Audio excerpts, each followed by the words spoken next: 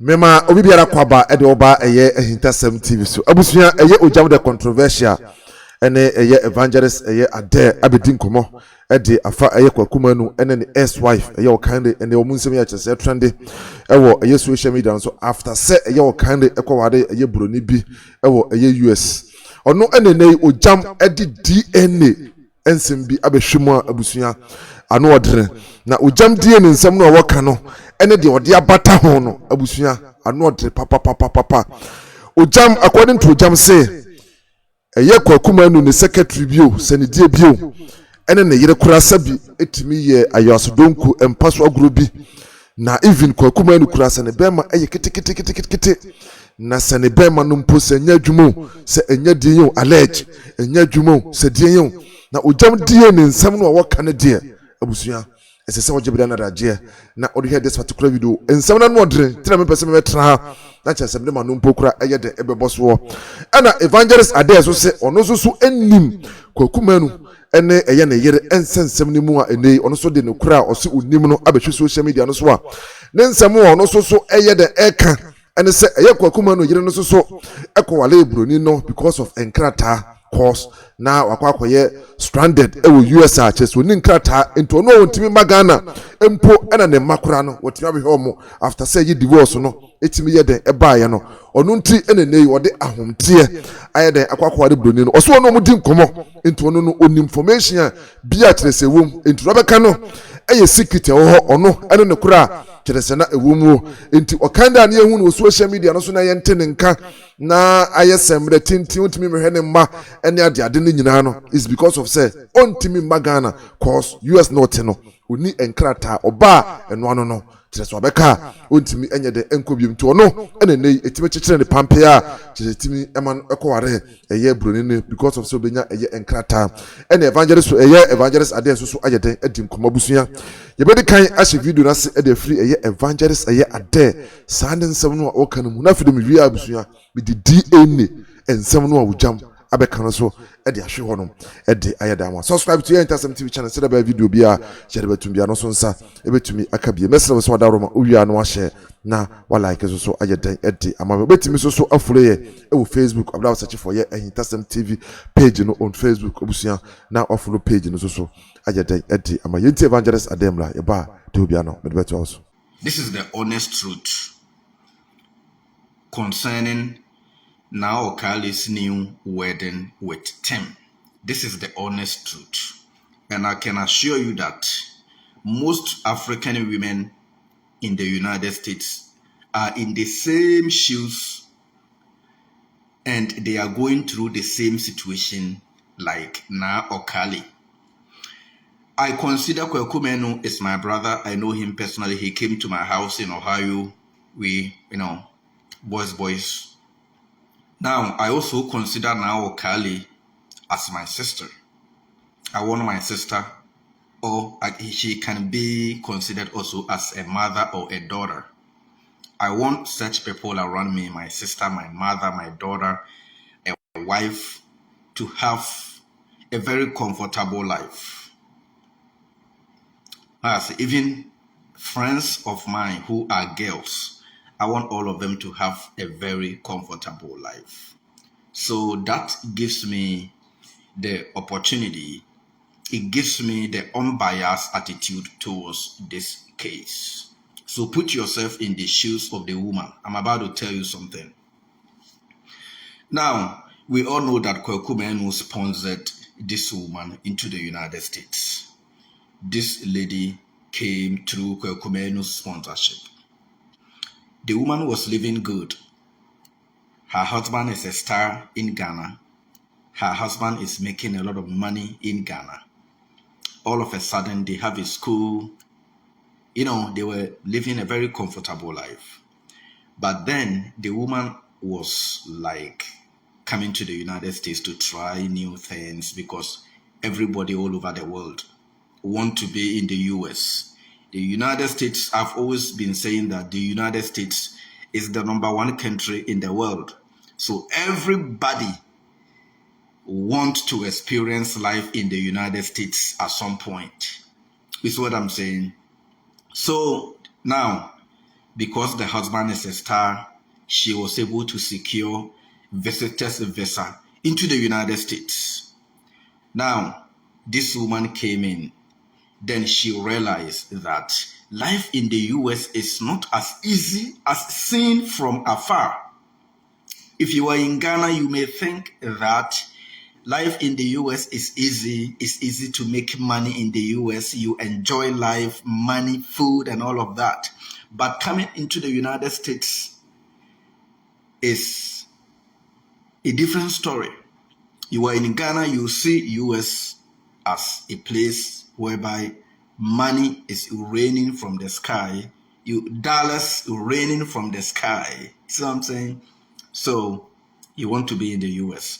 But then you get into the United States. Then you realize that, first of all, you need to get your permanent residency at the minimum to be able to do a job in the United States to secure, yourself something that can put food on your table.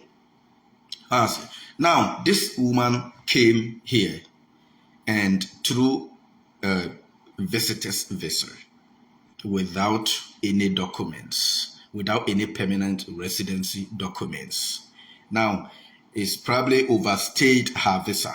I'm not going to lie about anything. I'm just telling you the honest truth, my own honest opinion, and the rare secret behind Kwaku Manu's wife's new marriage to Tim. Recently, I have one of my friends who did the same thing. The husband was in Ghana. They divorced because the woman was going through a lot.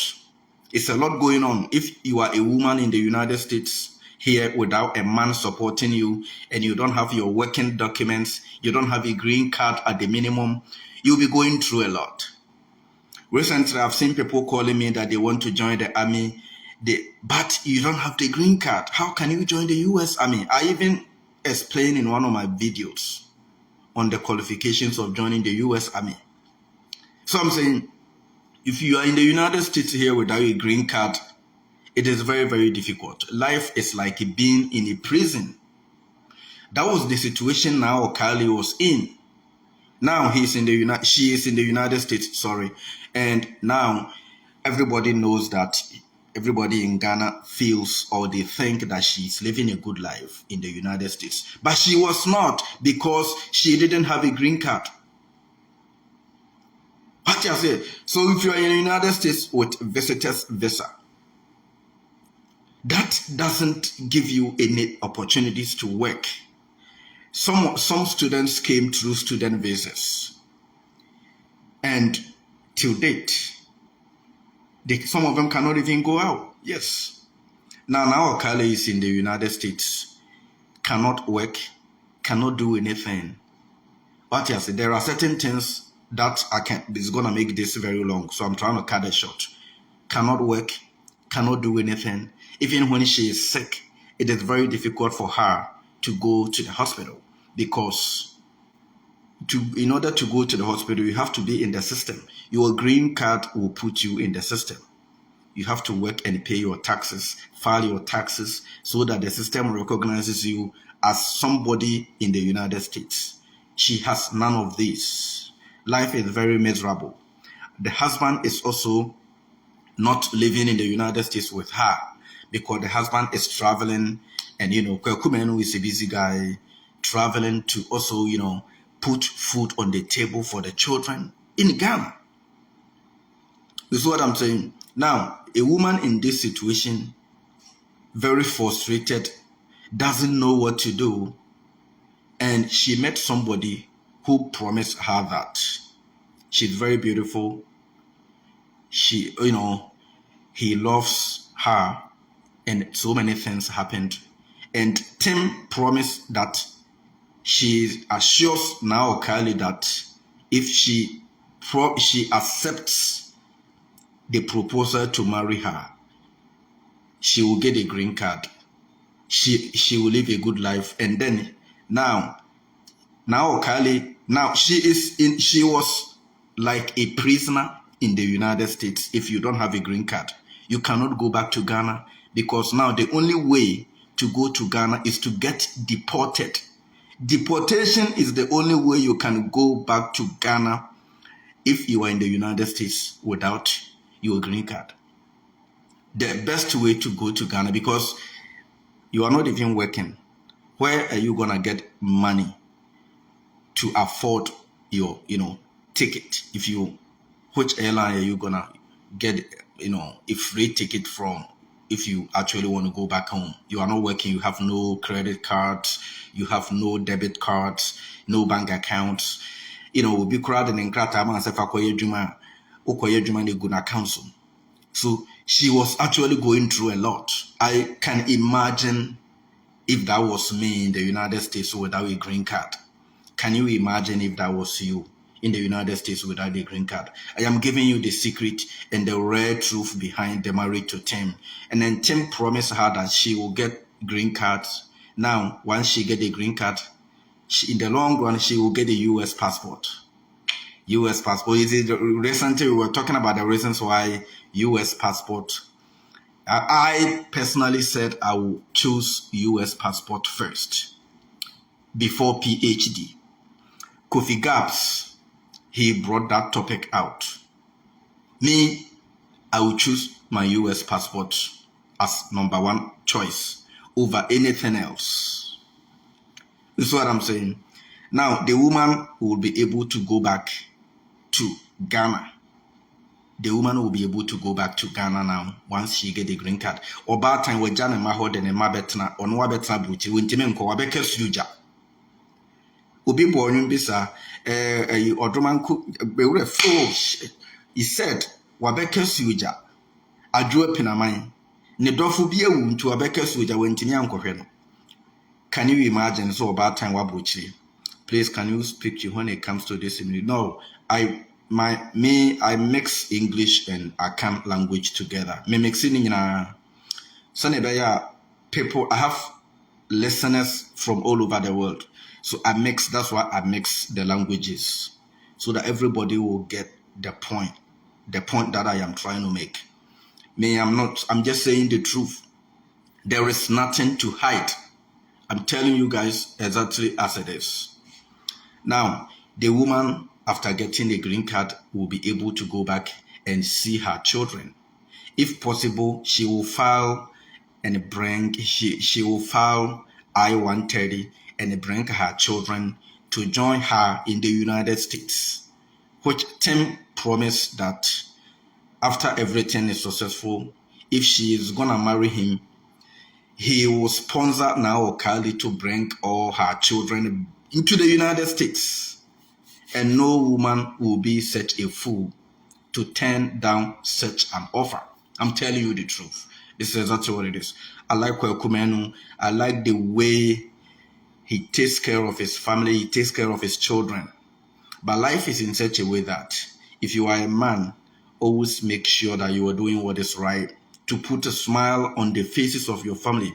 We men were created like God to put smile on the face of people, faces of people in our family.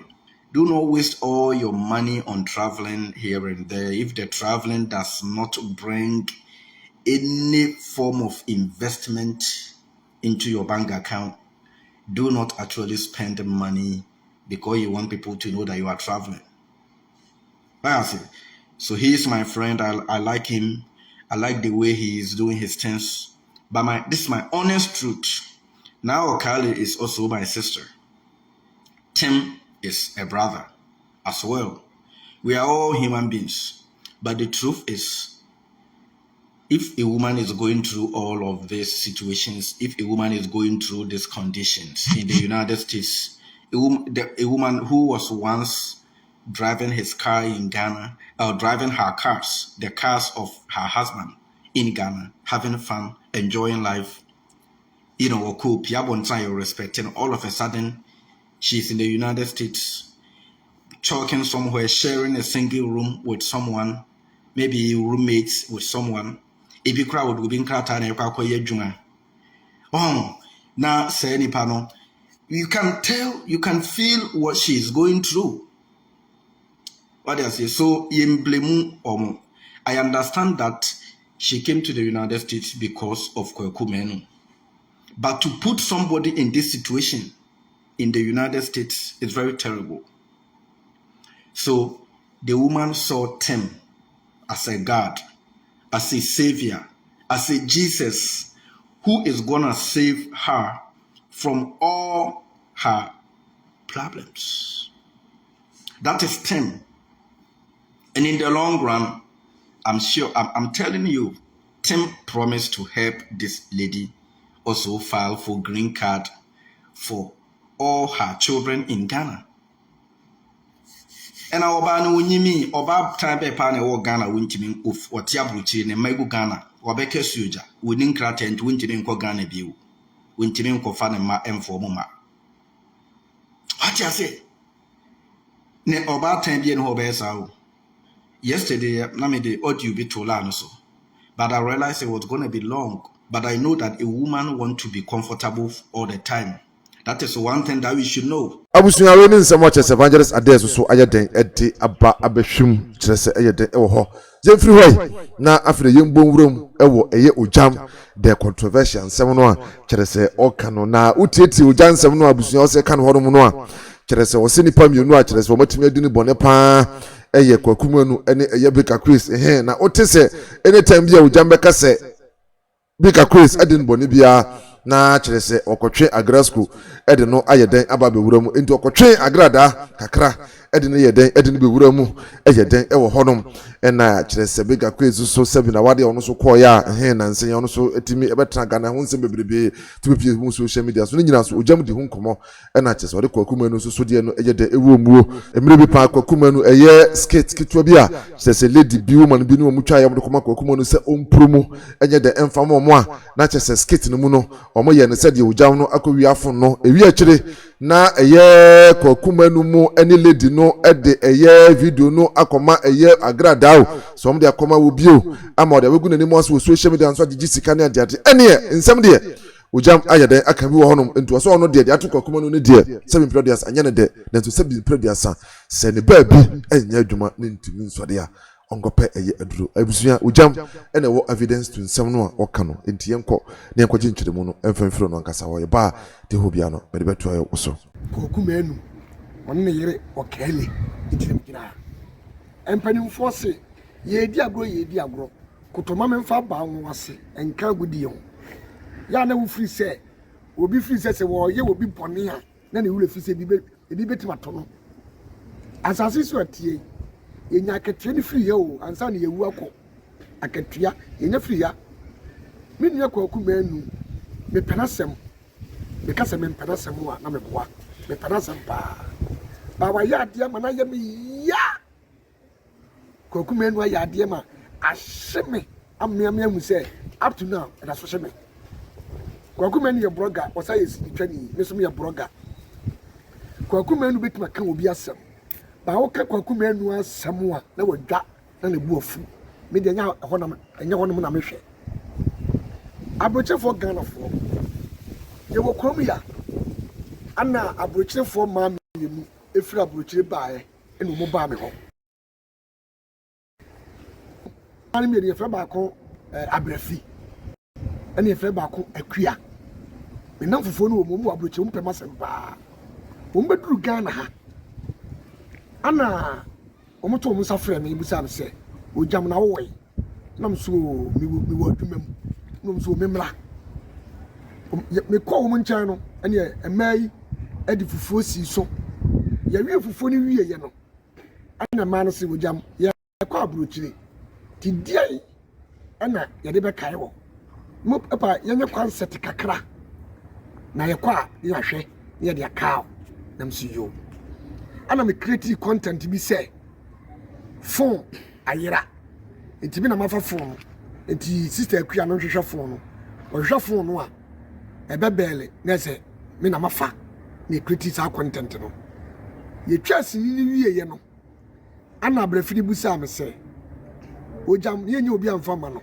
nam so ye mfa ma ye nua Kwaku Manu ana abrafiri ne akua ne Kwaku Manu kasaye ni e pushi video ni e de ma Kwaku Manu ye de ma video ni ma Kwaku Manu we Kwaku Manu kan say ense we de efo we de enya kroro na ye sini na mu twa efe saa da no a Kwaku Manu ye sini Kwaku Manu twa bi wonu onua fireman ase wanwan omu twa bi wie no because ya da Kwaku Manu no ne Maame Agradaa ye free pa Kwaku Manu no ne Maame Agradaa ye free omu ye tight ana Kwaku Manu akoka kire sisters no ana Kwaku Manu ko jisika Kwaku Manu ko jisika e free Maame Agradaa ho ana ko ma sisters no ana mu fa bi de no Maame Agradaa de betra ni show so ana wo bo wojema ko wiafo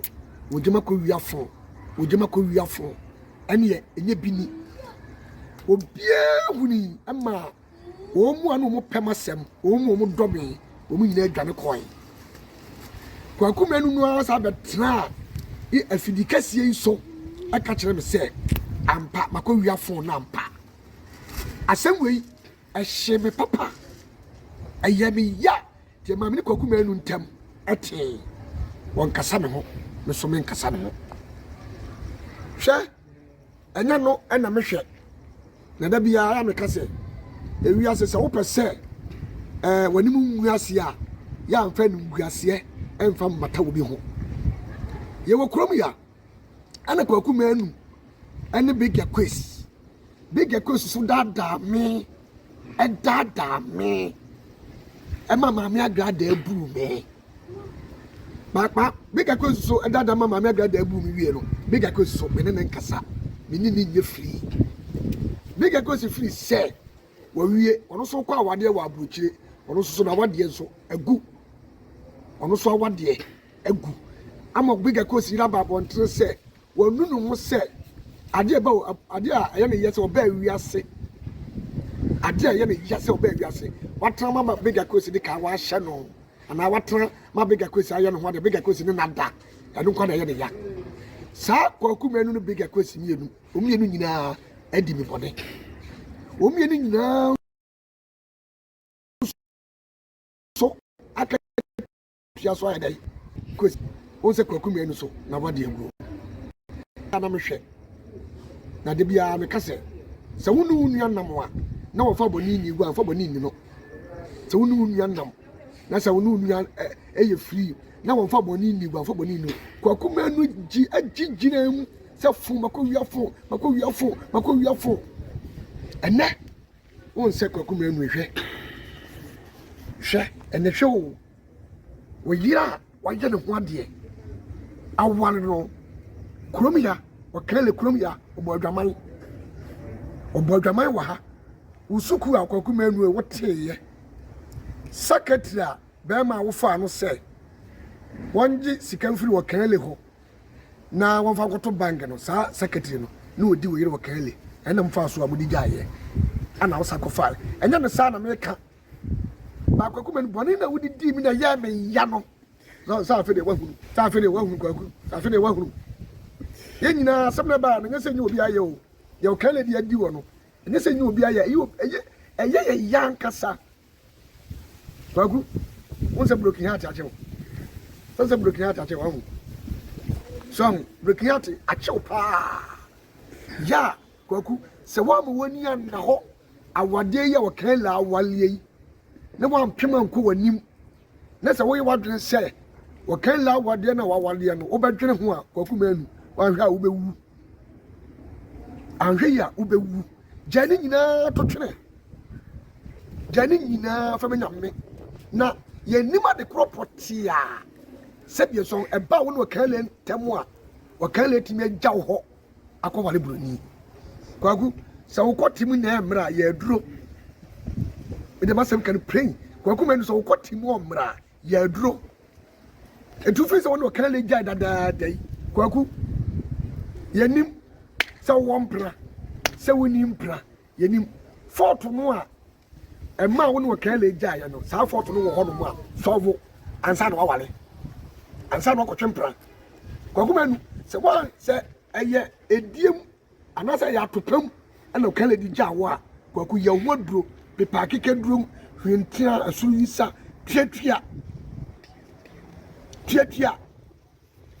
ana sa Kwaku tietia ne pa kike duro bi ne wo su bi se bi twetwea na wo jadai enyina so na o manu kura na Kwaku Manu e wo no kale kura wo no ko ye DNA if say e kwa ya wo kale di wa fa so no meje di say enkura no kura no ebi nya wo ma yes ebi nya wo ma ti Kwaku amanfo ka na burukiya tachew ene burukiya tachew to anu tugu na ko ye DNA pa ko ye DNA tough one kasia pa Kwaku yi anya sadia netse Kwaku me twetwew dabi mintimi twetwew da ba asem na da ho no Kwaku wo da wo fa se tra ya asem kasia pa na me ka kire no Kwaku Manu ya asem kasia pa na Kwaku Manu me ka kire wo no koko ye DNA wo ye DNA ni wia na de kura se bia so de photo ne ba ye ya ana ko obi aka bie no hwe ne sovo so obi DNA ba ya ka wanu twekwodo Kwaku Manu bitiba bum Kwaku ye nyina ayi ya se wo kale di boni wei adi wo ba nya sia wie Kwaku Manu wutwu mu tan ne betre ye pe asia wie eti Kwaku yi me sraw ye na wale Kwaku Manu ye na wale na wo kale so animu se de wo kale wale ya ye huru wo ebi so kwoti na awuo ebi so ho ba ntem ebi ni nyina so wawo ni nyina so kwoti mu amlo so kwoti sawo so ho ba ntem o Kwaku yi wawo Kwaku wale na nyo kale so ya wale enani kire ya so fu se wan kasa wo ji mu di se wo bema se de kale so ji ni wo di so yo ba wo ja wo no Kwaku Manu so ji mu di na so awale fresh kama no kwa so kwa wale brodi ba Kwaku Manu se me ne wa kama kura mso mi di mika kama so kwa wale broni ba na ki ko chensu ti chase Kwaku na hunu se wa moto o se nkontom na kaja aya wo ya ahyew ba so wakoma mu control wakoma anasa waduma na wo ye no untimi nya enye awale for interview biem wa hwia untimi na obi ntra ho enka awale sem biem ba wo ye no so firi mu a waduma no so atosini ti se ya amanfo be hu se ampa Kwaku Manu wakukuduro Kwaku Manu wo vim no tuni nya tugu wo se de odi di be boni odi di me ema se be so Agradaa gu mani mu aseni nyina no me ene be jani nyina manaka Kwaku Manu amanaka eti mesa Kwaku ema social media nyama mo ka no ema ne ntokoso wale nyehu so wo be ma wo bobra se wo sika okwa brocheba wo daka mu edi biem anan kura no se be so wo so wahwe mu kakra mo so nko mu ma me ho na so nya daje na so wale Kwaku be sedeti awde ba wale ane sa obi abeka sampa na okoti mu ayemre ana mo so okoti kura Kwaku okoti kura so sai sa be dete me hunu ya no mo so okoti Kwaku Manu okoti sa eti Kwaku Manu mesraw Kwaku Manu mesraw me pa ochew mesraw sini fo ma ne mema ebi mu ade na mu ntime nwale ye ebe wanwo sini fo mu ntime nwale e ma ne mema nyina mu ntime nwale adai ukoka yasi wodam de wanya dabi o ade na sini fo mu nya wade a na agu e mema nya wade a na agu e mema nya wade a na agu adai ya bobudua ana ade ai Kwaku Manu mesraw jadwendwene no Kwaku jadwendwene no menwene na adwuma na wo ye no straight forward enwene Kwaku enwene ho na yaso ya bompa ya amawo sa wo so wo benya oba na wa wale ma ye hunu se ne na ba wale ana wo cha na ba wale ana wo chachi na ba wale Kwaku Manu walentam abachefo wo kele o mi wo kele kura wale sesie kura Kwaku Manu adre da so di wo kele achi Kwaku Manu pe wo kele ya mi hu bi da aso Kwaku uchu muta e too late di Kwaku ya me expect o tamwa wo so de ba wale na o kele so animu why o kele ba bontin so a on so be ka say mo bi ankoma no okele mi ni wonum ye ko mo aye dey woro awade wawale ye sesi akwa no Kwaku Manu din na dawo so Kwaku Manu din na ade je fancy wow okele Kwaku Manu fa ofoforo ni eni mo wede ye ni musu ne wo ban ye ni bibia ene pra so ta America no wawale broni kwa no sra wo wede no kwa emu na ho minima de kwa okele wo de so Kwaku Manu tim anase wo de ma Kwaku Manu wo okele wo okele wo Kwaku Manu di wakie wo okele minim adekwa wo de so Kwaku Manu di wakie ya ka wo ba okele onye ho ba wo what ya ka wo ba pa wo ba se wo jabe ma procreate chinwa okele wonye wo ba na Kwaku Manu na mi de me nim adekwa wo de ye no edi Kwaku me slow min unua wo jamuni je wo didi mi nyina no me de achewo me do boni achewo ba me sewada e ma de asie no emu abam nyeza Kwaku ntimi mko wani biem wo be fa duru kwa no mawu wan hwe ya ntimi nkasa ni pemu biem Kwaku na vim na de asie ni nyina abotugu na awade de oba ne ba ma hia e de ya makoma ne timi tra kwasi awieye bebrebe agu nyankwa wawade ne Kwaku Manu aguo nyankwa no kela wade ne aguo wo di nti na wo ya interview ya blogger nti na wo de na pega Kwaku shanwani munyama Ghana fo so mfele wa kela ba wale a Kwaku yi wo so ba wale na Ghana fo ye mfele be da mase abusua ensem no na kire se atwa ade agu da amanso tuma chibre na daje na wa kire wadwene about this particular video comment section message so wie na unya subscribe na don sa aboya adoma no so am sere be adoma video bia jade betum bia so nsa ebetumi aka bia mesra se obetumi so afolo ye e Facebook obla search for Ahintasem TV page on Facebook no follow page no so e dia man e like videos na share na comment so nefa emaye Zafanat Pania midini ya tough Nicholas Omania Champani obetumi aframe apostle na ubejem Ahintasem TV ehona mitie music gospel Ahintasem news nkomo papa eni bibia e wo Ahintasem TV tough